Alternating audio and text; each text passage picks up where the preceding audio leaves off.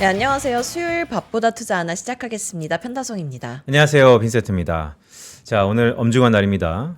매도 사이드카도 발동됐고요. 자, 그동안 가파르게 올랐다라고 할 수 있겠는데 사실은 오늘뿐만 아니고 어제부터 우리 코스피 지수에 조정감이 보였는데 간밤에 미국의 기술주를 중심으로 나스닥이 급락하더니 오늘 우리장에도 자연스럽게 여파가 이어지고 있습니다. 네. 달러 환율도 상당 부분 오르고 있죠. 지금 달러 환율도 한 10원 정도 상승하면서 1450선을 터치할 가능성이 점증하고 있는데 어찌됐든 이럴 때 저희 밥보다 투자 하나가 사실은 수요일마다 어떠한 종목을 유심 있게 보자라고 해서 종목 포커스 시간을 마련했는데요. 오늘은 날이 날인 만큼 시장부터 한번 살펴보도록 하겠습니다. 네, 영업부 금융센터 도연수 대리님과 함께하겠습니다. 어서 오세요. 네, 어서 오세요. 안녕하십니까. 네, 대리님 먼저 시장 왜 이렇게 하락하고 있는지 궁금해하시는 분들 많을 것 같아요. 네. 네, 브리핑 부탁드립니다. 그 부분에 대해서 제가 네. 전일자 미국 시장 먼저 보면서 한번 말씀을 좀 드려보도록 하겠습니다. 장표 한번 같이 보시면요. 어제 finbiz.com으로 해서 조회해본 결과값이고요. 사실 조정이 어디까지 있었냐라고 했었을 땐요.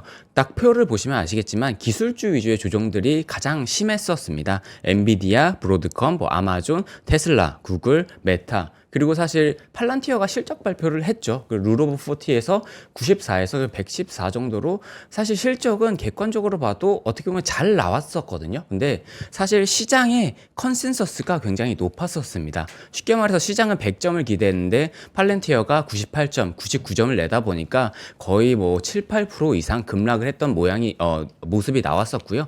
이런 영향들이 사실 이 반도체, AI 쪽으로 전부 다 퍼졌다라고 생각을 합니다. 자, 대리님. 네. 지점에서는 최근에 우리가 펀드도 많이 가입했다 그러고 특히 ETF 같은 거 많이 하시잖아요. 근데 레버리지 상품이 최근에 ETF 많이 설정되고 가입됐습니까? 왜냐하면 오늘 이렇게 급락하는 뭐 표면적인 이유야 여러 가지가 있죠. 뭐 각종 수많은 뭐 지라시나 정보통을 인해서 전날 미국 증시 하락했으니까 당연히 내려오는 거고 또한 달러 인덱스 3개월 만에 100을 돌파했고요. 비트코인 9% 이상 하락하고 있고 전반적인 위험 선호 심리가 수면 아래로 내려갔는데 자 이런 표면적인 이유 말고 근본적인 이유가 무엇일까라고 고민을 해보니까 자 우리 사회가 이 레버리지 사회가 아니었는가. 맞습니다. 모든 상품도 다 레버리지고 우리 개인적인 자금도 레버리지가 상당히 부분 많고 자 레버리지의 가장 기본이 되는 것은 지수, 인덱스이기 때문에 인덱스 조정이 지금 되게 필요한 시기였나라는 생각도 가끔 드는데 어떠세요? 영업 현장에서 우리 ETF 레버리지 상품들 국내 상품 기준으로 많이 팔렸을까요? 사실 저도 중간에서 지점에서 쭉 보면요. 일단 많이 팔린 거는 사실이에요. 그 딱 경계선이 있었는데 4천을 돌파하기 전까지는요. 사실 제 주변 손님들, 관리 손님들이 오히려 인버스에 타시는 분들이 조금 있었거든요. 지금은 고평가다라고 해서 오히려 2배짜리 곧버스를 하시는 분들이 있었는데 네. 4천을 뚫고 나서는 사람들이 사실 뭐 제 주변의 그 경험일 수도 있겠지만 레버리지에 대한 관심도가 급증을 했고 이제 코스피 레버리지, 코스닥 2배 레버리지에 대해서 굉장히 많이 투자를 하시는 걸로 좀 알고 있습니다. 그래요. 그런 분들이 상당 부분 많이 그 상품을 가입했다는 것은 그렇죠. 뭐 어제 들어간 분들은 하루는 좀 괜찮을지 모르겠으나 오늘 같은 경우는 상당히 피해가 클 것 같은데 자 이럴 때 그러면 어떤 솔루션을 주세요? 예를 들어서 시기를 조금은 빨리 타서 어저께 레버리지 상품으로 수익을 좀 봤지만 오늘 BP 아니면 상당폭 레버리지니까 하락폭이 클 것 같은데 이런 분들한테는 보통 어떻게 멘트를 주십니까? 보통 일단 레버리지를 고민하시는 분들한테는 명확하게 얘기 드려요. 레버리지가 뭐 아마 아시는 분들은 아시겠지만 시간 가치에 높습니다. 시간이 길어지면 길어질수록 2배짜리, 3배짜리라고 하더라도 1년 뒤에 2배, 3배 가는 게 아니고 정말 단기적으로 가는 구조인 거잖아요. 그래서 그 부분에 대해서 사실 손님께 명확하게 얘기 드립니다. 이게 뭐 일주일 사이에 SK하이닉스가 10% 났을 때 20% 나는 건 오케이인데 이게 1년을 바라보고 장기 투자의 개념으로 접근을 하시면 안 된다. 그래서 일단 단기적으로 바라보셔야 된다라고 하는데 저도 사실 조정이 한 번은 올 거라고 생각을 했었거든요. 이게 정말 코스피가 거의 2300, 2400에서 쉼없이 올랐었잖아요. 거의 5개월, 6개월간 거의 정말 저희가 가보지 못한 영역에 갔기 때문에 그래도 조금은 조심해야 된다라고 말씀을 좀 드렸는데요. 일단 레버리지를 기본적으로 다루는 것 자체가 일단 그 시계열 자체를 되게 단기적으로 바라보는 게 맞다라고 이제 그런 손님들한테 얘기를 드리고요. 오히려 이제 주식을 담으시는 분들한테는 조금은 나눠서 담는 게 좋지 않을까라고 생각이 되고요. 그리고 되게 좀 염려스러웠던 점 중에 하나가 홍콩 증시에 네. 하이닉스 레버리지 상품이 상장이 네. 되어 있는데요. 그거에 대해서 관심이 정말 많으시더라고요. 그게 근데 그 삼성전자 하이닉스 맞아요. 같이 들어있는 그 상품. 하이닉스 만도 있고요. 하이닉스 만도 삼성전자 있어요. 만도 있습니다. 네, 근데 그런 쪽으로는 약간 시간 가치와 관련해 가지고 좀 많이 말씀드리는 편입니다. 그래요. 네. 네, 데이터를 보니까 매도 사이드카가 발동한 게 2025년 4월 7일. 그러니까 한 7개월 만에 지금 매도 사이드카가 발동했는데 지난 4월 달을 복귀해 보니까 4월 7일에 발동하고 8일, 9일, 10일 3거래일 이후에는 여러분 매수 사이드카가 또 발동됐어요. 맞습니다. 네. 그래서 5% 이상의 상승을 보였습니다. 즉 지난 4월 달에 복귀해 보면 4월 1일 날 해방의 날 관세 우려 때문에 크게 출렁인 다음에 결국 3, 4일 있다가 매수 사이드카가 발동할 만큼 오히려 지수는 크게 회복을 했고 지금 복귀해 보면 그때가 저점이었다. 라는 생각이 올해 하반기 올 한 해의 투자의 가장 중요한 포인트가 언제였냐라고 하면 그 주였던 것 같은데 맞습니다. 지금도 비슷하잖아요. 4,000포인트를 돌파했다고 행가래를 열친 게 불과 며칠 전인데 바로 이렇게 매도 사이드카가 나온단 말이죠. 오늘 또 외국인과 기관과 개인들의 수급은 좀 엇갈리는 것 같고 자, 뭐 결국에는 지나가 봐야 하니까 뭐 다본 얘기하고 있네라고 할 수 있겠지만 원인을 파악하는 건 매우 중요하죠. 자, 이럴 때 많은 부분들이 우려 섞일 것 같습니다. 여전히 그러면 우리가 우리 증시를 이끌고 갔던 대형주 중심의 주도주를 계속해서 바라봐야 되느냐라는 생각이신지 아니면 어제부터 우리 증시의 색깔이 조금 바뀌고 있잖아요. 오히려 코스피와 코스닥의 상대 강도 때문에 코스닥을 봐야 된다 이런 의견도 있는데 어떻게 보세요? 그 부분에 대해서 일단 저는 주도주를 갖고 가야 된다라고 생각을 하고요. 준비한 장표 한번 같이 보면서 좀 설명을 좀 드려보도록 하겠습니다. 일단 기술주가 밸류 부담 속에서 조정이 본격화된 건 맞는데요. 어떻게 보면 반도체 삼성전자나 SK 하이닉스가 굉장히 많이 빠지고 있잖아요. 5%, 6% 빠지고 있는데 그거에 대한 이유 중에 하나로 이 장표에서 보시면은 트럼프가 엔비디아 최신 AI 반도체 가장 최신 지금 블랙웰이잖아요. 근데 블랙웰 첨단칩 봉쇄 선언을 했습니다. 불과 며칠 전에는 와서 우리가 26만 장을 공급을 해주겠다라고 하면서 깐부치킨에서 회동을 했었는데 그게 사실 얼마 지나지 않아서 이런 또 악재가 터지다 보니까 오히려 이 반도체 업황을 중심으로 해서 조금 급락이 나오는 걸로 보이고요. 다만 찬찬히 생각을 해보면은 결국에는 미국 트럼프도 계속 왔다 갔다 하거든요. 결국에는 미국의 이익을 위해서는 이 블랙웰 칩을 수출해서 팔아야 되는데 그 기술력을 유지하기 위해서는 지금 못 판다라고 하는 건데 결국에는 이 주도주 위주로 저는 간다라고 생각을 하는 게 결국엔 그쪽에서 써도 한국의 메모리 반도체 HBM이 필요하거든요. 근데 그런 면으로 봤을 때는 이게 정말 개인적인 생각이지만은 그때 4월 7일에 3거래일이 있다가 매수 사이드카가 발동을 했던 것처럼 네. 약간 일시적인 조정을 겪고 다시금 그 자리를 찾아가지 않을까. 미국 정부 자금이 유동성이 좀 떨어져서 이런 상황이 발생을 했다라는 얘기도 있더라고요. 이 미국 정부 셧다운이 장기화되면 우리 증시에도 계속해서 안 좋은 영향을 끼칠까요? 그거는 매년 그랬었고요. 작년에도 그랬고 재작년에도 그랬고 미국 정부 셧다운은 늘 있었어요. 근데 사실 그거는 어차피 올해 하반기부터 계속적으로 나왔던 이슈여가지고 그거는 좀 지나갈 거라고 보는데 더 중요한 거는 금리 인하에 대한 기대감이 점차 좀 꺾이고 있는 게 어떻게 보면 시장의 부담 요인으로 작용을 하고 있습니다. 원래 10월 FOMC 전에는 10월 달에도 금리 인하 25bp 하고 12월에도 25bp 한다라는 게 거의 페드와치 기준으로 거의 100%에 가까웠었거든요. 근데 최근에 오늘 제가 오기 전에 딱 조회를 해보니까 그 동결한다가 30%로 확률이 확 올랐더라고요. 근데 그 이유가 파월 연준 의장이 10월달 FOMC에서 그런 말을 했죠.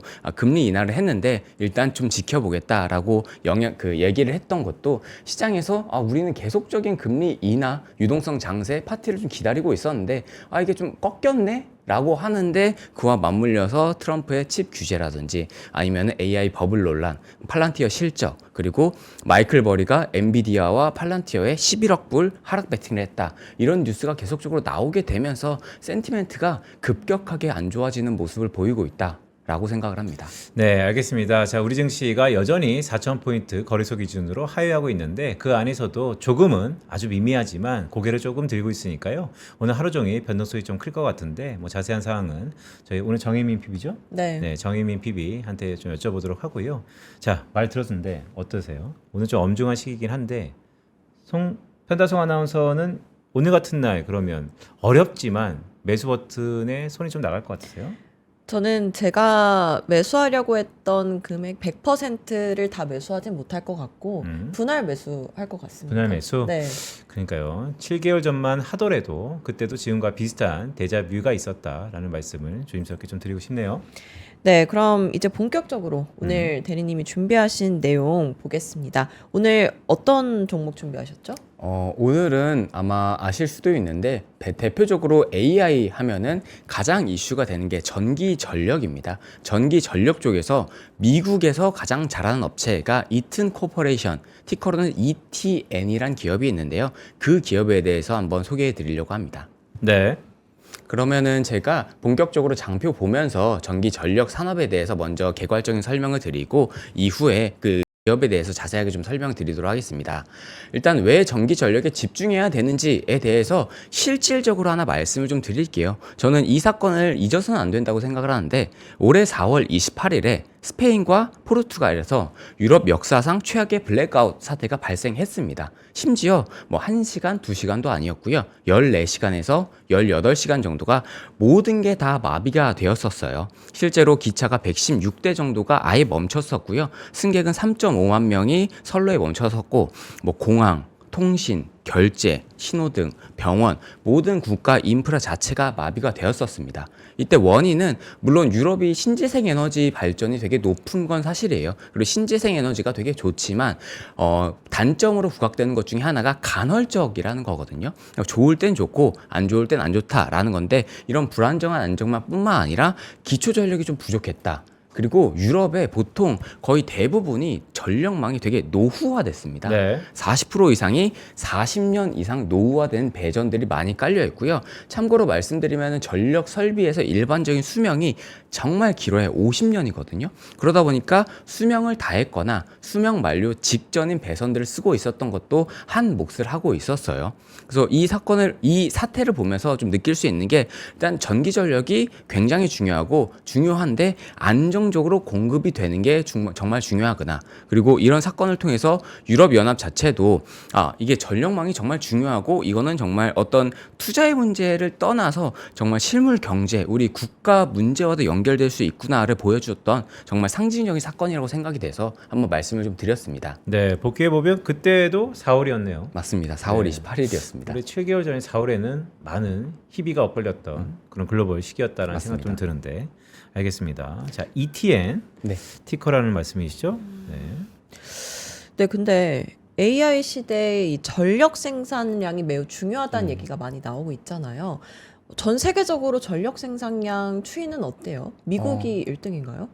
그 미국이 1등이 아니고요. 제가 장표를 하나 준비했는데요. 제가 오늘 드리고 싶은 말씀은 딱 하나라고 보시면 돼요. 이튼 기업을 가져왔는데 이튼 기업은 미국 기업이고요. 북미 중심에서 전력 사업 매출을 하고 있는 기업이에요. 근데 장표 보시면요.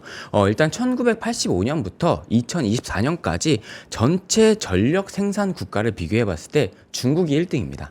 중국이 1100테라와트고요. 테라와트의 단위는 와트 중에서도 가장 큰 단위다라고 보시면 되는데 미국은 그 아래 보시는 4400테라와트 정도가 되거든요. 거의 미국의 한 2.5배 수준이 되고요. 다른 국가 EU나 인도나 러시아나 일본을 합쳐도 중국에서 생산하는 전기 생산량이 가장 많습니다. 근데 여기서 제가 드리고 싶은 말씀은 결국에는 AI는 물론 발전이 되면 될수록 되게 좋겠죠. 정말 좋은데요. 사실 전기 전력이 없이는 이 인프라가 없이는 구동 자체가 안 되거든요.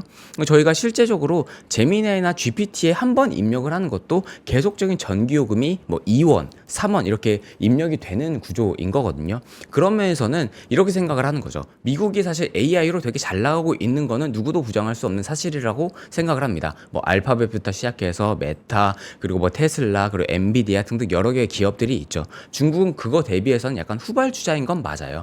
근데 전력 에너지원을 따져봤을 때는 미국이 정말 잘 나가지만 에너지가 부족합니다. 그럼 언젠가는 병목 현상이 일어날 거고 그 병목 현상에서 이런 이튼과 같은 기업들이 가장 큰 수혜를 받을 수 있다라고 하는 게 제가 드리는 말씀이고, 미국 트럼프도 이런 거에 대해서 되게 부담을 많이 느끼고 있어서 전력 용량을 과거 대비해서 우리는 2배 이상 늘려야 된다라고 올해 8월에 공식적으로 얘기를 했었거든요. 그런 면도 사실 전기 전력에 집중해야 되는 이유라고 생각을 합니다. 네, 전기 전력은 사실 생각해 보면 가장 필요로 하는 기업 중에 하나가 또 오픈 AI. 맞습니다. 상당히 관심을 좀 갖고 있죠.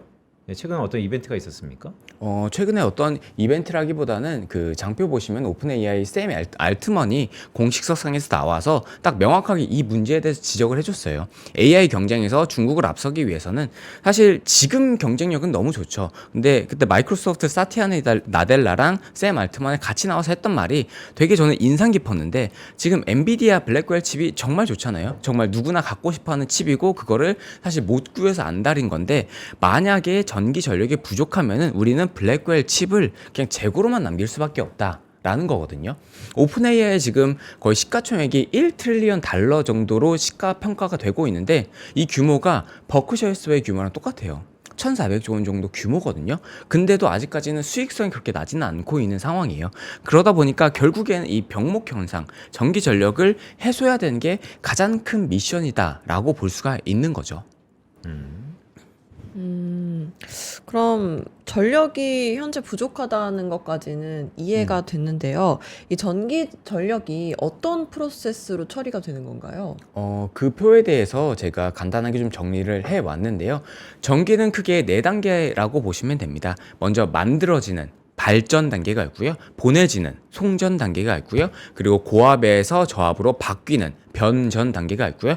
나눠지는 디스트리뷰트, 배전 단계가 있습니다. 그게 발전, 송전, 변전, 배전이고요. 그 일전에 그 이성원 PB님이 나와서 주위 번호바 얘기해 주셨던 건 이제 발전 쪽 분야였던 거고요. 네. 발전은 보통 뭐 화력이나 원자력이나 풍력이나 태양광 발전소에서 터빈을 돌리거나 엔진을 돌려서 전기를 생산하는 걸 의미해요. 대표적으로 GE그룹이나 뭐 지멘스 에너지나 뭐 퍼스트 솔라, 인페이스 에너지와 같은 기업들이 대표적인 전력 발전 업체거든요. 한국으로 따지면 한국전력이 있겠죠. 네. 그 다음에가 이제 송전입니다. 송전은 누구보다 빠르게 남들과는 다르게 확 보낸다라는 거거든요. 근데 이때 보낼 때 최소한의 손실로 최대한 멀리 보내는 기술이거든요. 근데 보통 이게 지상에서는 거대한 철탑으로 보내고요. 지하 이제 물 아래에서는 해저 케이블로 보내고, 그리고 HVDC라는 기술력을 통해 가지고 고속도로를 뚫어서 송전을 합니다. 그럼 제가 오늘 말씀드릴 이튼이라는 기업은 이 4가지의 전기의 여종 중에서 어디에 속하느냐라고 했을 때 뒤에 보시는 변전과 배전 쪽에 해당이 되는 기업이다라고 보시면 돼요.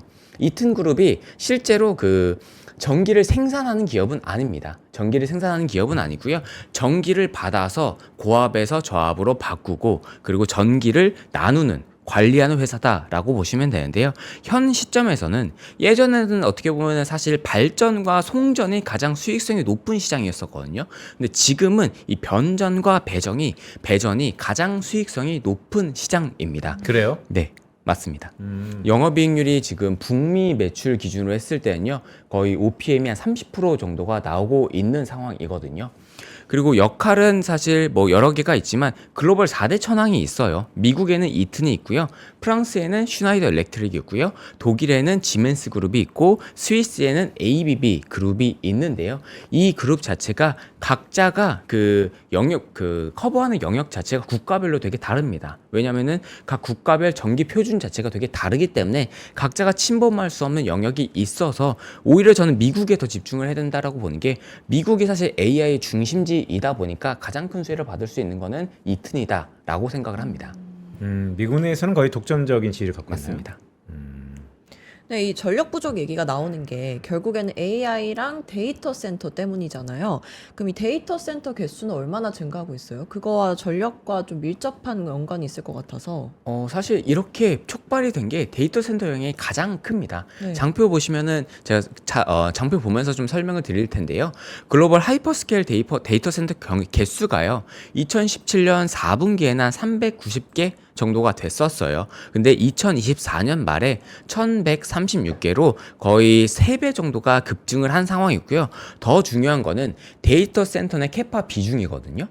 캐파 비중이 미국이 전체의 54%를 차지하고 있습니다. 거의 절반 이상인 거죠. 그리고 중국이 16%, 유럽이 15%, 그리고 아시아가 10% 정도가 된다라고 보시면 되고요. 전력 수요가 이렇게 급증하게 된 것도 어떻게 보면 딱 하나를 꼽아봐라 라고 했을 때는 AI 데이터 센터가 가장 크거든요. 그쪽의 고성장이 이 전력 수요의 부족을 일으켰던 거고, 그 중심지에는 미국이 압도적으로 주도하고 있다. 반대로 얘기하면은 가장 필요할 국가는 미국일 수밖에 없다라는 거를 반증한다라고 생각을 합니다. 네. 그리고 이어서 좀 말씀을 좀 드리면요. 그러면 과거 대비해서는 과연 얼마나 쓰냐라고 했을 때는 과거에는 거의 다 CPU 기반이었었습니다. 인텔의 CPU가 거의 독점을 하다시피 했었죠. 예전에는. 근데 지금은 사실 엔비디아 쪽으로 다 넘어왔었는데요. 과거 인텔 CPU 기반 데이터 센터 였을 때는요. 거의 3에서 10kW 정도를 사용을 했었거든요. 근데 지금 GPU 기반의 AI 데이터 센터 같은 경우에는요. 한 50에서 100kW 정도의 전기를 사용을 하고요. 전기 사용량이 대략적으로 했을 때도 한 10배 정도가 폭증을 하고 있는 상황입니다. 그리고 실제로 빅테크들이 지금 AI 경쟁을 정말 과속화하고 있잖아요. 메타에서는 실적 발표를 했을 때 우리는 내년도에도 AI 데이터 센터 쪽으로 자본적 지출이 많으니까 그 점을 좀 참고해줘 라고 했다가 사실 가이던스 미스 그리고 이익 전망치가 좀 하향이 되면서 주가도 굉장히 많이 조정을 받았었잖아요. 그런 면을 봤을 때는 데이터 센터를 지으려고 지금 미국 땅의 거의 4분의 1 정도를 계속적으로 매입을 하고 있는 상황입니다. 근데 이게 과거 17년에서 19년도에는 거의 7% 한 자릿수 정도밖에 안 됐었거든요. 그러다 보니까 전력 공급에 대해서도 부족하다는 걸 인식을 하고 지금 빅테크 회사들도 데이터 센터뿐만 아니라 많은 부분 땅 투자도 하고 이 전력 설비에 대해서 투자를 하고 있다라고 생각을 해주시면 될 것 같습니다. 아까 전기의 여정을 발전, 송전, 네. 배전, 변전, 배전이잖아요. 네. 전기가 흘러가면서 그 누수되는 거, 손실되는 거는 어느 부분에서 가장 큽니까? 송전에서 많이 됩니다. 송전에서. 그래서 그 송전에서 더 빨리 가고 더 전력 소비를 더 최소화하면서 가기 위해서 HVDC라는 기술이 ABB가 개발을 해서 그게 지금 통용화가 되어 있거든요. 쉽게 말해서 그거는 약간 그 아우토반 같은 느낌이라고 보시면 돼요. 발전되면은 바로 쏴주는 거예요. 한 번에 다이렉트 쭉 쏴주다 보니까 전력 손실이 가장 최소화되는 지금 존재하고 있는 최고의 기술력이다라고 보시면 될 것 같아요. 네, 그리고 초반에 유럽 쪽 전력망 교체 얘기가 나온다고 하셨잖아요. 그 대규모 정전 사태 이후로 그 부분은 좀 어때요? 그 부분도 지금 그 사태 이후에 전력망 교체가 본격적으로 이루어지고 있고요. 장표 보면서 같이 한번 좀 설명을 드리면요. 유럽의 전력망이 평균적으로 40년 이상 노후화가 되었고요. EU에서는 이제 내년부터 이것도 사실 엄청난 빅사이클이라고 저는 생각이 되는데 친환경 전력 장비만 쓰도록 법으로 강제했습니다. 쉽게 말해서 옛날 거 배전들 다 갈아 끼고 친환경 전력 장비로 다 갈아 끼자. 우리 지금 올해 4월에 정말 국가 정전 사태를 경험해보지 않았냐라고 하는 입장인 거거든요. 그러면 사실 이 옛날 것만 바뀌어도 전력망에 대한 교체 슈퍼사이클이 일어나거든요. 근데 그런 면으로 봤을 때는 지금 굉장히 이 전력업체, 특히 배전업체들 같은 경우에는 수혜를 장기간 받을 수 있다라고 생각이 되고요.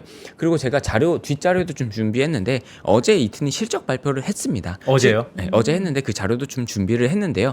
실적 발표했을 때도 이 그 슈퍼사이클에 대한 자신감을 굉장히 많이 보여줬어요. 이쪽에 대해서 장기 방향성은 명확하고 우리 2030년까지 전력 배전이 깔리는 이 속도는 명확하다라는 거를 실적을 통해서 이미 증명을 한 상황이고 주당 EPS도 지금 거의 5개년 연속 가장 최고치를 기록을 했거든요. 그리고 유럽에서도 이러한 점을 반영을 해서 2040년까지 전력망 개선에 한 1,700조 원 정도의 자금을 투입을 하겠다라고 한 상태입니다. 이게 한번 교체가 들어가면 네. 듀레이션, 즉 몇 년 동안 교체가 되는지 나오나요?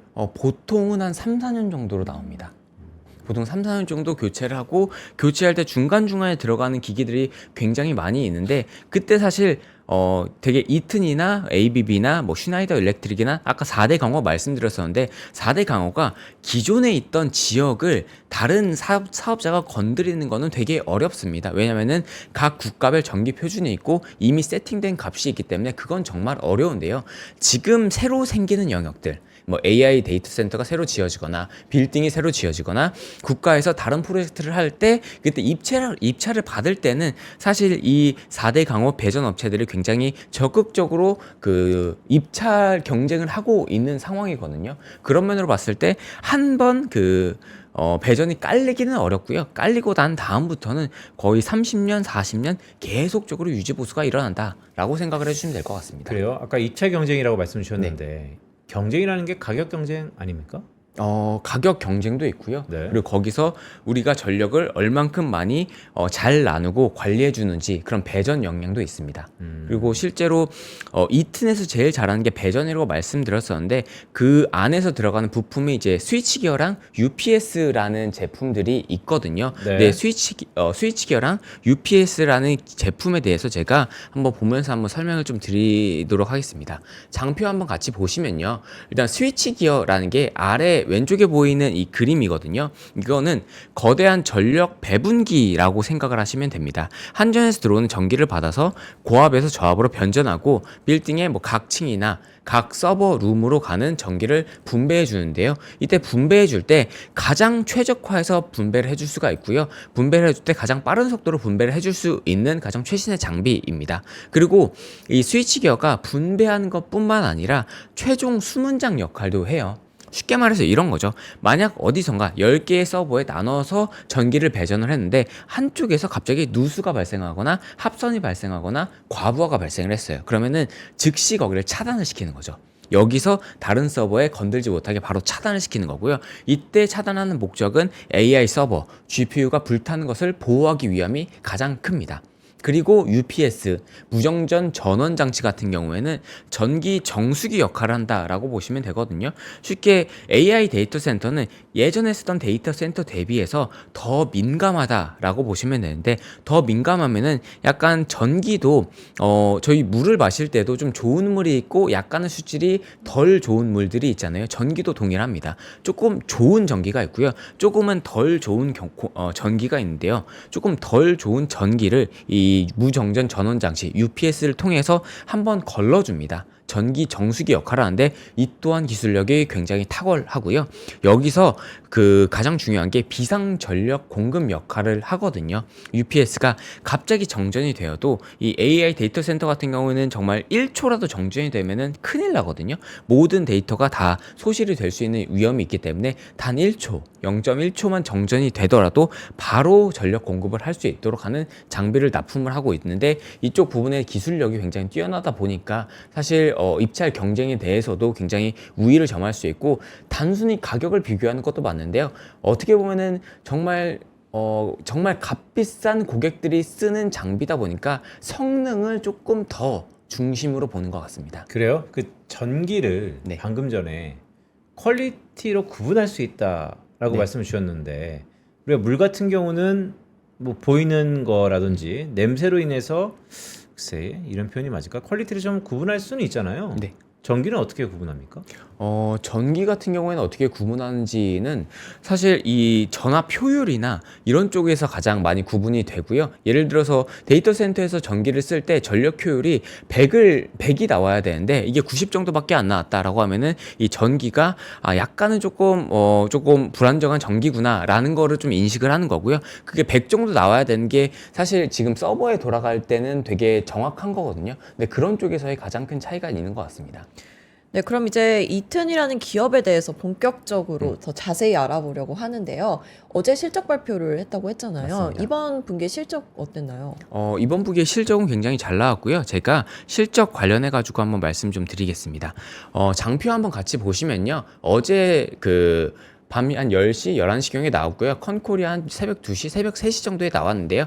하이라이트를 제가 뒷장에 좀 정리를 해왔습니다. 일단 AI 엔진은 폭발적으로 성장을 기록하고 있다라고 밝혔고요. 3분기 때 정말 주목할 만한 게 AI 데이터 센터 수주가 YOY 기준으로 작년 동기 대비했을 때 70% 폭증을 했습니다. 그리고 매출도 YOY 기준으로 40% 폭증을 했고요. 이는 AI 데이터 센터발 실적 가식성이 가속화되고 있다라는 증거이고요.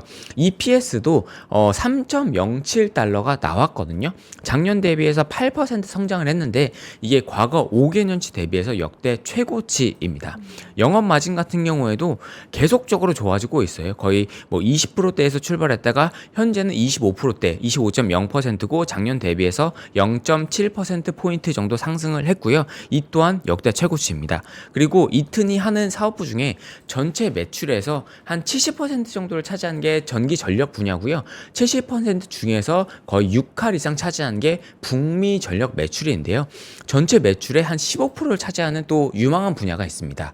이쪽이 항공 우주 분야거든요. 항공 우주요. 네. 항공 우주 분야도 되게 고성장하는 분야 중에 하나인데 이쪽에 대해서도 되게 강세를 보이고 있는 상황입니다. 다만 어제 주가가 실적 발표하고 굉장히 서프라이즈가 나진 않았어요. 약간 조정을 겪다가 그래도 한 마이너스 한 1% 정도 선에서 좀 끝났는데 그 이유가 매출액이 컨센보다 살짝 못 나왔습니다. 시장 컨센서스가 한 70.7억 달러 정도가 나왔었는데요. 매출액은 70억 달러를 기록을 했고요. 소폭 낮은 상태인 거죠. 그리고 다만 이제 이익이 시장 기대치를 상회하면서 고마진 비즈니스로의 전환이 지금 가속화되고 있는 상황입니다.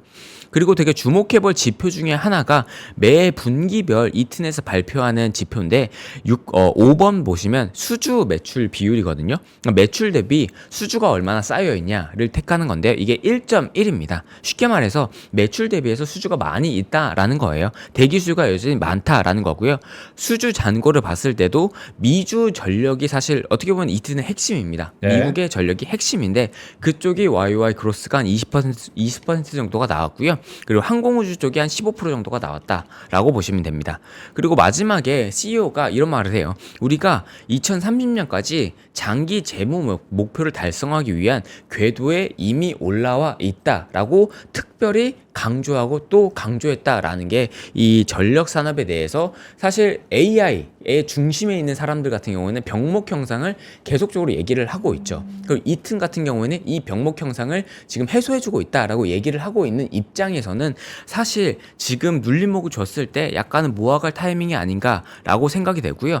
가장 빅 뉴스라고 저는 개인적으로 생각을 했던 게 실적 굉장히 잘 나왔어요. 굉장히 잘 나왔는데 더 큰 뉴스가 뭐냐면은 보이드 서멀이라는 열 관리 회사를 인수 발표를 했습니다. 이튼이요? 네, 인수 발표를 했고요. 이게 사실 이튼이 데이터 센터 시장에서 경쟁사라고 할 수 있는 게 이튼이랑 버티브 홀딩스였거든요. 근데 버티브 홀딩스는 뭐냐라고 했을 때 데이터 센터에 열을 잡아주는 회사예요. 액침 냉각으로 열 관리 솔루션을 제공해주는 회사고 이튼은 그걸 못 하고 있었어요.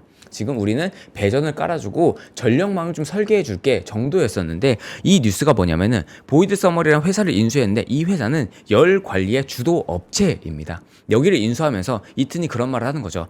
이제 버티브 거 굳이 쓸 필요 없다. 우리 쪽에서 전력까지 쓰고 우리가 열 관리까지 잡아줄게 라고 하는 발표가 있었다 보니까 AI 데이터 센터를 쓰는 고객사 입장에서는 오히려 이튼이란 이 플랫폼 안에 조금 더 락인될 수 있는 요소가 충분히 생겼다 라는 걸 이번 실적 발표를 통해 가지고 충분히 느꼈습니다. 근데 지금 듣다 보면 좋은 얘기밖에 없잖아요. 맞습니다. 리스크는 없나요? 리스크는 아무래도 지금 사실 밸류가 좀 높습니다. PER 기준으로 밸류가 뭐 40배, 50배 정도로 고밸류인 상황은 맞고요. 그리고 포지션이 미국에 좀 집중이 되어 있는 거 좀 있어요. 전력인데. 네, 전력인데 전력 중에서도 북미 전력에 좀 집중이 되어 있는 면이 있거든요. 근데 그런 면에서는 약간의 리스크가 있다라고 보여주고요. 사실 이 병목이지만 이 배전이 깔리거나 뭐 전력 인프라가 깔리는 데는 사실 하루 이틀 만에 되는 건 당연히 아니잖아요. 시간이 당연히 걸릴 수밖에 없는 입장인 건데 그 걸렸을 때 이런 그 매출이라든지 이런 게 한 번쯤은 조금 오르락 내리락 할 수가 있다라는 게 어떻게 보면은 그 이슈 리스크가 아닌가라고 생각을 합니다. 근데 엔비디아랑도 파트너십을 맺었다고요? 맞습니다. 엔비디아랑 전략적 파트너십을 맺었고요. 장표 같이 보시면요. AI의 핵심은 결국엔 엔비디아의 GPU라고 지금은 할 수가 있죠. 근데 전력이 독점 공급될 수 있도록 이튼이 엔비디아의 GPU만을 위해서 고전압, 고효율, 안정성 있는 새로운 전력 시스템을 제공을 하기로 했어요. 그리고 엔비디아의 과거 아키텍처인 호퍼 시리즈, 뭐 H100, 그리고 블랙웰 시리즈, B200 등을 제대로 활용하기 위해선 이튼의 전력 시스템이 필요해졌고요. 그리고 사실 엔비디아 젠슨왕이 뭐 이렇게 얘기를 하는 거죠. 모든 고객사가 사실 GPU를 팔잖아요. GPU를 팔고 이걸 쓰기 위해서는 사실 전기 전력이 굉장히 많이 필요한데 전기 전력을 쓰기 위해선 이튼의 전력망이 굉장히 좋으니까 이쪽을 쓰세요 라고 얘기를 하고 있는 상황이고요. 이런 쪽에 대해서는 엔비디아가 가면은 같이 갈 여력이 충분히 있는 기업이다 라고 생각을 합니다. 아 근데 재무제표를 보니까 프리 캐시 플로우가 꽤 증가세가 크네요. 네, 맞습니다. 그리고 그 점에 대해서 제가 어떻게 보면 실적에서 저는 매출액, 영업이익, 영업 마진율도 되게 중요한데요. 제일 중요하게 보는 건 저는 사실 현금 흐름이에요. 장표 보면서 같이 한번 설명을 드리겠습니다. 영업 현금 흐름에서 가장 베스트 케이스는 이거는 그냥 참고 삼아 아시면 되게 좋은데요. 영업 활동 현금 흐름, 영업을 통해서 실제로 돈이 들어오는 것과 플러스 그리고 투자 활동 현금 흐름, 실제로 투자되는 것들이 마이너스, 그리고 재무 활동 현금 흐름은 빚 갚고 배당 주고 주주 친화적인 정책을 펼친다라는 건데 그게 마이너스, 플러스 마이너스 마이너스면은 가장 베스트 현금 흐름이거든요. 쉽게 말해서 그런 거죠. 이 회사가 영업 잘해서 계속적으로 미수채권이나 이런 게 있는 게 아니고 계속 진짜로 돈을 벌고 투자하고 주주 환원도 하고 있다라는 거거든요. 그런 면에서는 이튼이 거의 4개년 연속 현금 흐름은 정말 베스트고요. 이러한 현금 흐름 안에서 프리캐시 플로우도 4개년 연속 증가세를 보이고 있습니다. 정리하자면은 이튼이란 기업이 영업에서 꾸준하게 돈을 잘 벌고 있고 실제로 미래를 위해서 인수합병도 적극적으로 추진을 하고 있고 부채 상환 그리고 주주 친화적 정책을 펼치고 있는 상황이다. 그리고 이 와중에 진짜로 회사에서 사용할 수 있는 돈 프리캐시 플로우도 풍부한 상황이다 보니까 재무적으로는 정말 탄탄하다라는 걸 명확히 보여주는 그런 실적이다라고 보여집니다. 그럼 이튼의 앞으로의 전망과 대리님이 생각하는 이튼의 미래는 어떨지. 제가 생각하는 이튼의 미래는 사실 AI 인프라와 같이 가는 구조인 거고요. 지금 미국도 가장 문제가 미국의 전력망이 유럽이랑 거의 비슷하게 다 노후화가 된 게 가장 커요. 그리고 미국 한번 방문해 보신 분들은 아시겠지만 전력망은 사실 관광객들을 볼 수가 없는데 뭐 지하철만 하더라도 버스만 하더라도 사회 기반 시설만 하더라도 굉장히 노후화된 케이스가 되게 많이 있거든요. 실제로 미국의 전력망 같은 경우에도 40년, 50년 거의 수명 가깝게 낡은 것들이 정말 많이 있어요. 근데 그거를 일단 정부에서는 바꾼다고 추진을 하고 있고 AI 업계에 있는 중심에 있는 사람들도 병목이 오니까 이 부분에 대해서 명확히 바꿔야 된다라고 하고 있는 상황이다 보니까 저는 사실 추세적인 상승을 생각을 하고 있습니다. 그런 면에서 좀 시간이 좀 됐다 보니까 좀 결론 좀 말씀드리겠습니다. 결론 장표를 좀 보면서 말씀을 드리면요. 이튼을 제가 가져온 거는 처음에도 말씀드렸고 마지막에도 말씀드린 거 동일합니다. 북미 중심으로 전력 사업을 하고 있는 기업이고 그런 면에서 가장 큰 수혜를 받을 수 있는 기업이다라고 저는 개인적으로 생각을 하고요. AI 데이터 센터 이거는 사실 추세적인 흐름이라고 보여지거든요. 그런 면에서는 탑티어 회사다라고 보여지고요. 뿐만 아니라 뭐 항공우주 분야에서도 괄목할 만한 성장을 보이고 있고요. 향후에 AI가 저는 오히려 진보하면 진보했지 퇴보하진 않을 거라고 보는데 이 출렁일 때 항상 나오는 게 전기 전력이라고 생각이 돼요. 이건 인프라다 보니까. 근데 그런 면에서는 이튼은 추세적인 관심을 받을 수 있는 기업이다 라고 생각이 되기 때문에 이게 사실 조금 눌릴 때마다 뭐 지금 사실 시장이 너무 안 좋죠. 지금 반도체도 안 좋고 AI도 안 좋고 뭐 전력주도 사실 굉장히 센티멘트가 되게 안 좋은 상황인데 눌릴 때마다 약간 좀 장기적인 관점을 보시고 조금 차분히 매수해 가시는 게 어떨까 하는 생각입니다. 알겠습니다. 이튼 말씀 주셨는데 제 내리에 맞는 것은 AI, 독점, 현금이 많다. 맞습니다. 무한한 추세적 강세가 기대된다라는 기업이었습니다. 도연수 PB와 함께했습니다. 고맙습니다. 감사합니다. 네, 저희는 잠시 광고 듣고 지금 시장 흐름 살펴보도록 하겠습니다. 부장님, 요즘 입맛이 통 없어요. 왜? 요즘 투자가 다 안 되나 봐? 제가 산 것만 떨어져요. 어떻게 하죠? 그렇다면 밥보다 투자 공부해보는 건 어때? 매일 오전 11시 남들보다 한 발 앞서가는 당신을 위한 든든한 투자 정보가 찾아옵니다. 지금 꼭 사야 할 핵심 종목과 시장의 향방에 대한 명쾌한 예측, 미리 준비해야 할 투자 트렌드까지 꾹꾹 눌러 담아드립니다. 밥보다 더 든든한 계좌를 원하세요? 밥보다 투자 하나, 많은 시청 부탁드립니다. 남다른 수익을 원하세요? 한 발 더 앞서가고 싶으세요? 시간은 없고 매일 둘이 뭉실한 정보만 주는 투자 방송에 지치셨나요? 점심시간 딱 1시간만 더 투자해보시는 건 어떠세요? 진짜 돈 되는 정보, 진짜 투자하는 사람들의 이야기를 들려드립니다. 매일 오전 11시 남들보다 한 발 앞서가는 당신을 위한 든든한 투자 정보가 찾아옵니다. 지금 꼭 사야 할 핵심 종목과 시장의 향방에 대한 명쾌한 예측, 미리 준비해야 할 투자 트렌드까지 꾹꾹 눌러 담아드립니다. 밥보다 더 든든한 계좌를 원하세요? 밥보다 투자 하나, 많은 시청 부탁드립니다.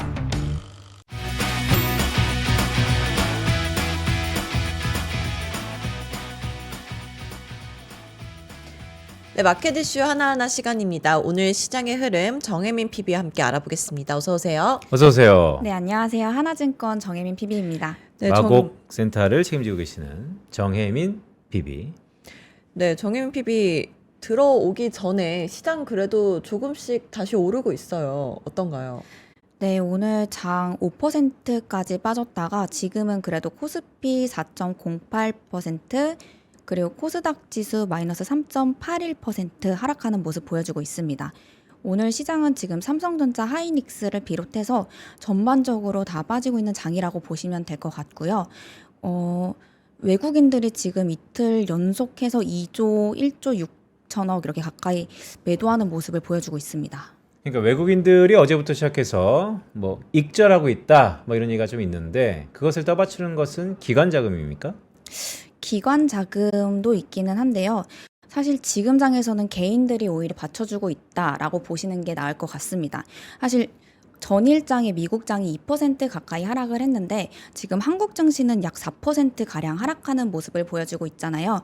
이거를 조금 더 자세히 보면은 사실 우리 장에 신규로 유입됐던 투자자들이 지금 하락세에 조금 투매하는 모습, 그리고 기관하고 운용사들은 오히려 지금 수익을 좀 실현시켜 놔야 하는 모습이 있기 때문에 오히려 지금 장은 기관들이 좀 떠받들어 준다로 보기보다는 개인들이 계속해서 좀 받쳐주고 있는 장이다라고 보시는 게 나을 것 같습니다. 외환시장 어떻죠? 오늘 달러 환율이 큰 폭으로 상승하면서 원화 약세 압력이 좀 높고 엔화는 또 강세라서 전형적인 안전선호 심리가 팽배하다라는 얘기가 있던데 흐름 전반적으로 어떻습니까? 네, 지금 달러 환율이 1,446원으로 어떻게 보면 달러 환율이 신고가를 찍었다라고 말을 해도 무방한데요. 이렇게 지금 환율이 오르는 모습을 조금 더 증시가 하락하는 요인에 빗대서 설명을 한번 드려보려고 해요. 지금 시장이 하락하는 이유를 저희가 보면은 세 가지 이유로 시장에서는 말을 하고 있습니다. 일단 첫 번째로는 AI나 테크에 대한 밸류 부담이 작용되고 있다 하나랑, 두 번째로는 연준 위원들의 금리나 신중론 발언이 계속해서 이어지고 있다라는 이야기가 나오고 있는데, 사실 이 두 개는 저는 결과론적인 이야기라고 생각을 하고, 사실 가장 큰 이유는 미국에서 셧다운이 끝나지 않는 게 가장 큰 위험이라고 생각을 합니다. 셧다운이 장기화가 되면은 가장 큰 위험이 유동성이 줄어든다. 인데 이거를 제가 조금 더 쉽게 설명을 드리면, 미국 재무부가 어떻게 보면 나라의 지갑이잖아요. 근데 그 지갑이 세금이 들어오면은 그런 돈을 미국에서는 TGA라고 해서 재무부 일반 계좌에 보관을 합니다. 근데 그 지갑 안에서 뭔가 돈이 필요하면 국채를 발행해서 시장에서 돈을 빌려 쓰고 그런 식으로 진행을 하는데, 이런 돈이 시중에서 얼마나 돌고 있는지가 우리가 쉽게 말하는 유동성이에요. 근데 미국에서 셧다운을 지금 진행한다는 거는 이런 유동성을 공급을 아예 막아버렸다는 소리거든요. 근데 그렇게 되는 상황에서 11월 3일에 미국에서 재무부 차입 규모를 축소시킨다라는 발표가 나왔습니다. 이렇게 차입을 줄어들이게 되면은 시중에 새로 풀린 돈마저 줄어드는 상황이 되거든요. 혹시 이해가 되시나요, 지금? 네, 그러니까 뭐 TGA 계좌가 정부의 막 지갑이라고 할 수 있겠지만 사실 미국의 상황을 놓고 보면 마이너스 통장인데 이 TGA 계좌와의 유동성의 관계는 뭐 이렇게도 해석할 수 있고 저렇게도 해석할 수 있죠. 그런데 말씀하셨던 것처럼 셧다운이 지속되면 재무부의 기능이 원활하지 않으니 상당 부분 유동성 축소 측면에서의 해석을 주셨는데 그런데 그 모든 것들은 사실 가격이 결정하는 거거든요. 그래서 금리가 튑니까? 그죠. 어쨌든 뭐 지금 결과론적으로 말씀을 드리면은 돈이 시중에 안 나가게 되는 거잖아요. 그렇게 되니까 뭐 시중에 돈도 부족해지고 달러 가치도 급증을 하게 되고 그렇게 되면은 지금 뭐 신흥국 통화에 투자를 하는 것보다는 오히려 달러에 대한 수요가 더 늘어나게 되면서 지금 환율이 계속해서 상승하는 모습을 보이고 있다라고 말씀을 드리는 게 쉬울 것 같습니다. 근데 아까 댓글에 질문이 계속 있더라고요. 빈센트 밀사 미리사 계속 미세요? 네, 뭐 글쎄요. 4월 7일 말씀을 잠깐 드렸었는데요. 그러니까 지금과 4월에 우리 시장은 체력도 그렇고 전후 상황도 그렇고 완전히 다르죠. 더구나 4월 달에 조정받았을 때의 트리거는 트럼프발에 대한 불확실성, 관세였습니다.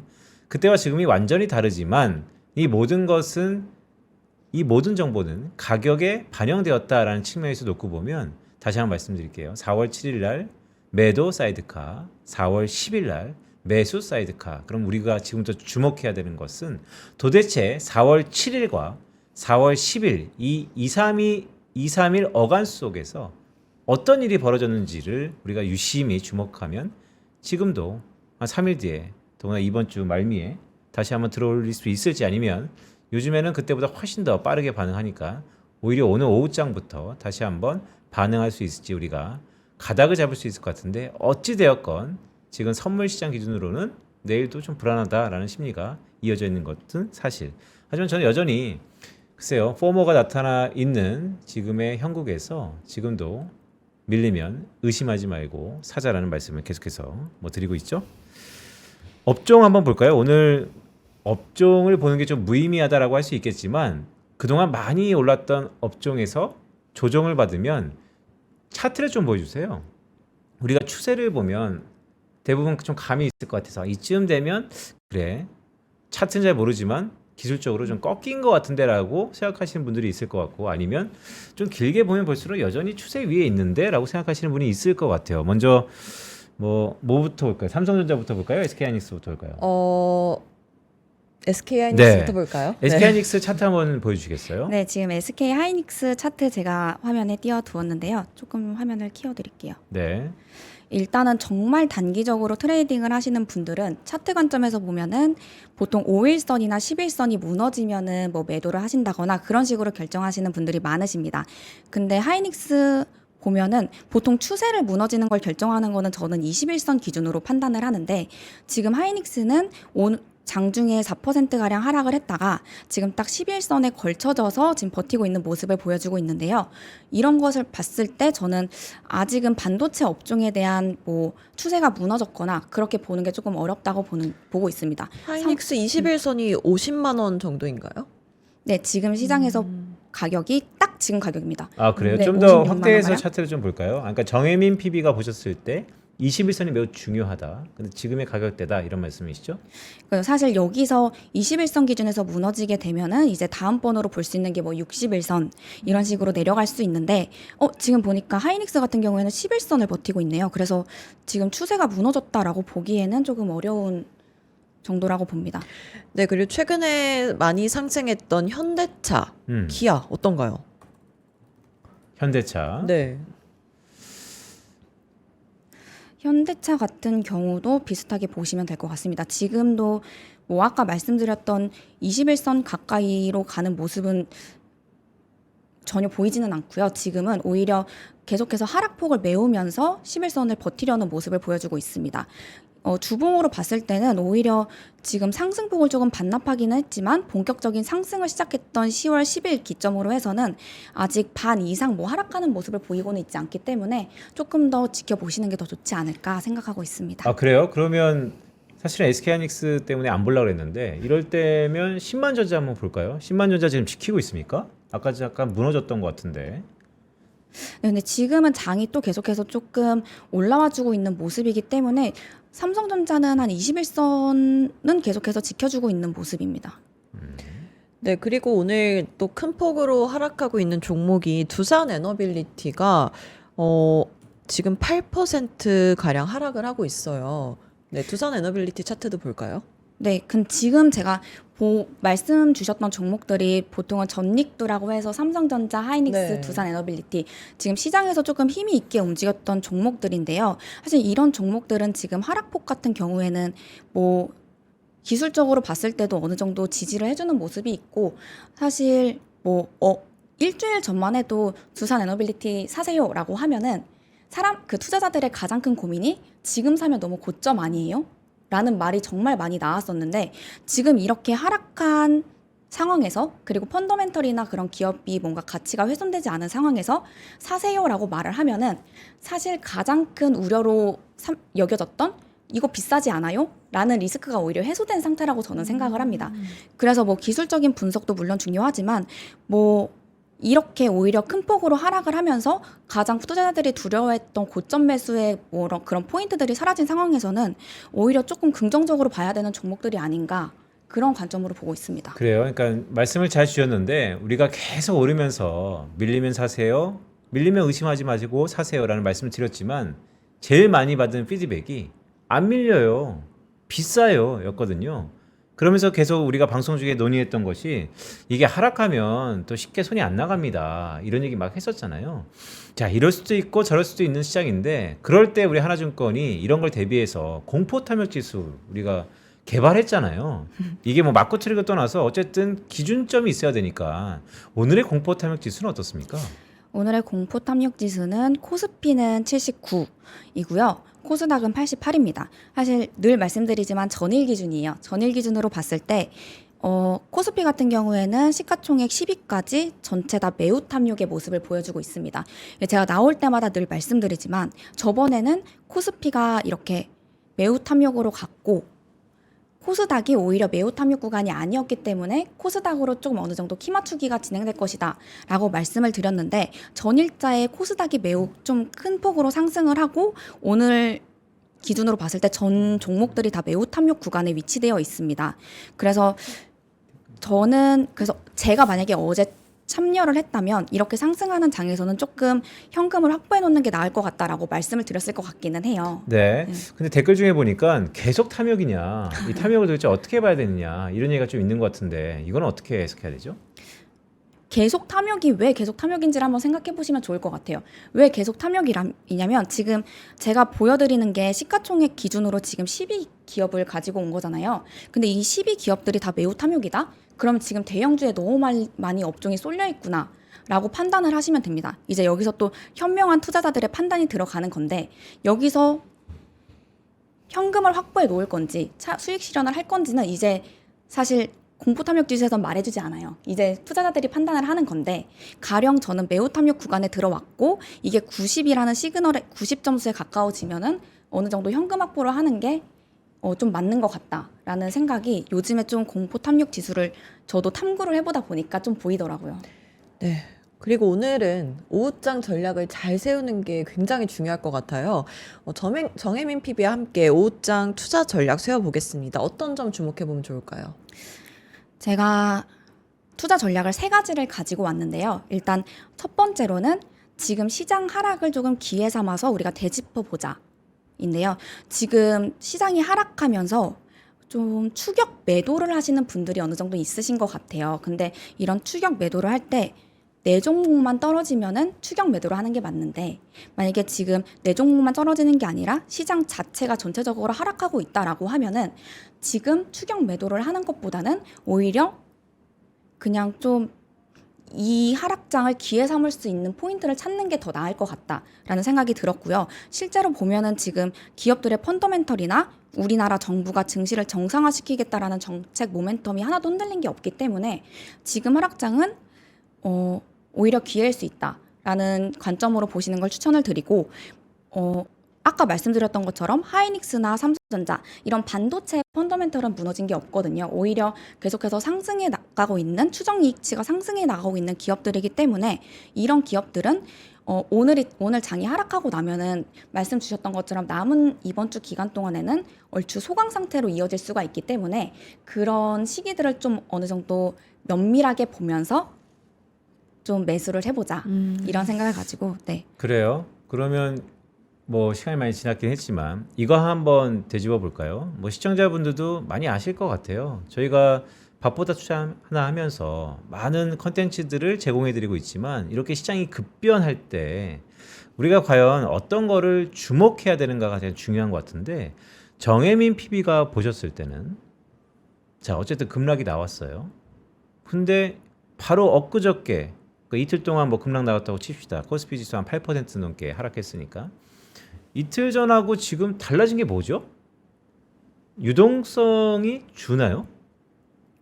근데 지금 유동성이 줄어든다라고 유동성은 계속해서 좀 활발하게 움직이고 있는 상황이고요. 네. 저는 지금 이번 주 들어서 조금 주목했던 포인트는 외국인들의 매도세를 조금 주목해서 봤었습니다. 외국인들이 평소에 매도를 오히려 시장이 떨어지면은 외국인들이 매수세로 받쳐줬던 게 지금 상반기 하반기의 시장의 모습이었는데 저번 주랑 이번 주에 들어서는 시장이 하락할 때는 오히려 외국인들이 더 크게 매도를 하는 모습을 보여줬었어요. 그래서 네. 얼추 이 정도면은 지금 사익 실현이 나올 수 있겠다라는 생각을 하고 지금 시장을 봤는데 실제로 지금 하락이 나왔고 지금 하락이 나왔을 때는 오히려 그런 뭐 투자자들의 매매 관점을 보기보다는 오히려 그냥 기업의 펀더멘털에 집중을 해서 대형주 위주로 매매를 하는 장이 더 하는 게 더 맞지 않나 이런 생각을 하고 있습니다. 네, 그러니까 유동성은 이전에 비해서 크게 다르지 않았다라고 보는 거고 펀더멘탈 초심을 보자 그랬는데 매크로 지표에서는 약간 레그 시차가 있지만 글로벌 경기 지수는 선행 지수는 확장세를 지속하고 있고 그런 경기 즉 기업의 펀더멘탈은 실적인데 앞으로 나오는 실적에 대한 가이던스는 대부분 좋다 이렇게 보고 계신 건가요? 그죠? 좋게 보고 특히 지금 AI 관련해 가지고 계속해서 이야기가 나오고 있는데 우리나라만 가질 수 있는 기술력이 분명히 있고 그런 기업들은 뭐 계속해서 추정 이익이 상승하고 있는 추세이기 때문에 뭐 지금은 그런 부분에 집중을 해서 매매를 하시는 게 맞는 것 같습니다. 알겠습니다. 자, 우리가 대화하는 사이에 우리 지수가 마이너스 5%에서 코스피 기준입니다. 마이너스 3.5%까지 하락폭을 조금은 줄이고 있습니다. 하반기가 매우 변동성이 클 가능성이 높은데요. 오후장 얘기입니다. 오늘 정혜민 PB가 말씀 주신 걸 쭉 들어보니까 이전하고 근본적인 것은 크게 바뀐 게 없다. 이렇게 이해도 될까요? 네, 근본적인 거는 변한 게 없습니다. 변한 게 없고 그냥 제가 너무 이렇게 막 사실 언급을 하면 안 되는데 그냥 지금 장은 저는 어떻게 보면은 말씀드린 것처럼 기회일 수도 있어서 추세가 무너지면은 그때 정리를 해도 충분하기 때문에 오히려 그냥 조금 더 시장을 긍정적으로 바라보시는 그 관점만 유지시키면은 네, 좋을 것 같습니다. 알겠습니다. 자, 모든 사람들이 불안할 때 긍정적인 부분을 찾고 모든 사람들이 긍정적일 때는 다소 좀 보수적일 찾는 것이 우리의 역할이니까요. 마곡센터의 정혜민 PB와 함께했습니다. 고맙습니다. 어떠세요 오늘? 그래도 많이 다시 올라와서 네, 네, 시작할 때보다는 마음이 조금 덜 무거워졌습니다. 덜 무거워졌어요. 네. 자, 수급이 약간 꼬인 감이 있는데 그래도 지수는 끝까지 봐야 되니까요. 우리 오후장에 어떻게 될지 참 관심이 있는데 자, 그래도 뭐 할 건 해야죠. 우리 이벤트. 네, 이럴 때 사실 먹는 치킨이 매우 중요할 수 있는데 우리 그쵸? 이벤트 어떻습니까? 네, 저희 방송 보시고 인상 깊었던 부분 댓글 달아주시고 신청해 주시면 저희가 매주 추첨을 통해서 치킨 세트 드리고 있습니다. 많은 참여 부탁드립니다. 네, 오랜만에 이렇게 큰 속된 말로 여의도에서 한 방 맞았으니까 다시 한번 편푸되게 물어보기 시작하겠습니다. 내일 어떨까요? 내일 올라야죠. 올라야죠. 네. 네, 올라야죠. 네, 기본적인 희망과 기세가 여전히 남아있다라는 생각입니다. 저희는 내일 이 시간에 다시 한번 찾아뵙도록 하겠습니다. 고맙습니다.